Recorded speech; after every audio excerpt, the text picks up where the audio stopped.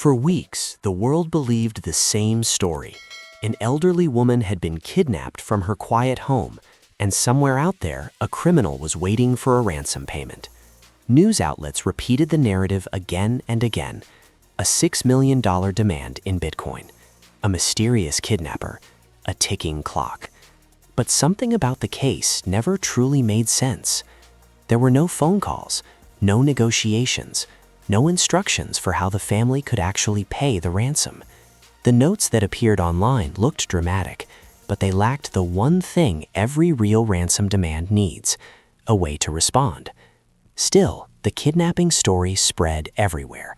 Investigators chased thousands of tips. Hundreds of officers worked around the clock. Millions of people followed every update, hoping for a breakthrough. Yet beneath all the headlines, a different picture was quietly forming. Because the evidence collected from the scene told a very different story. A story that did not involve a hostage waiting somewhere in captivity. Instead, the clues pointed to something much darker. Something that may have happened long before the ransom notes were ever written. And it all began on a quiet front porch during 41 minutes of darkness. On the evening of January 31st, Nancy Guthrie returned home after dinner with family. Everything appeared normal. The garage door closed shortly before 10 p.m., and the neighborhood settled into the calm silence of the night. But just hours later, something changed. At 1:47 a.m., the doorbell camera at Nancy's home suddenly went offline. Investigators later discovered it had not malfunctioned. Someone had physically removed the device from its mount and covered the lens before disconnecting it. That meant one thing: whoever approached the house knew the camera was there. Then another strange event occurred. At 2:28 a.m., Nancy's pacemaker monitoring system lost its connection with her phone. The signal simply stopped transmitting. From the moment the camera was disabled to the moment the pacemaker connection disappeared, only 41 minutes had passed. Inside that small window of time, investigators believe the entire crime took place. When officers examined the front porch the next day, they discovered something important: drops of blood. Not inside the home, outside the front door. Forensic experts later explained that the pattern of the drops suggested bleeding from the face or nose, often seen during a physical struggle. Something violent had happened there, and it happened quickly.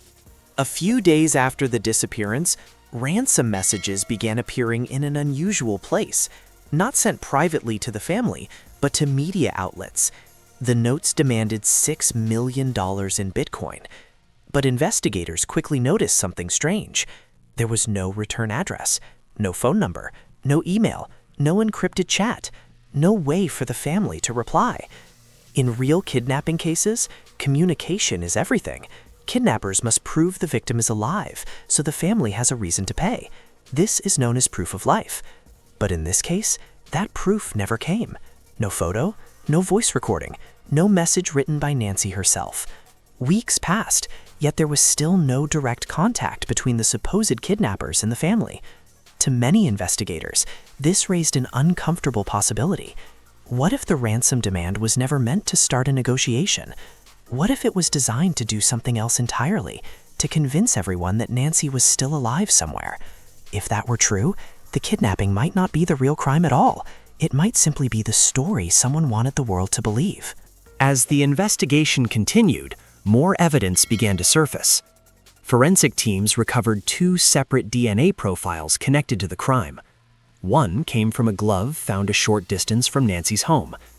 Another was recovered from biological traces inside the house. Both profiles belonged to unknown individuals. Neither matched anyone in Nancy's family, and neither appeared in the FBI's criminal DNA database. This discovery suggested something important. The crime likely involved more than one person. 2 people means coordination, planning, roles assigned before the crime even began.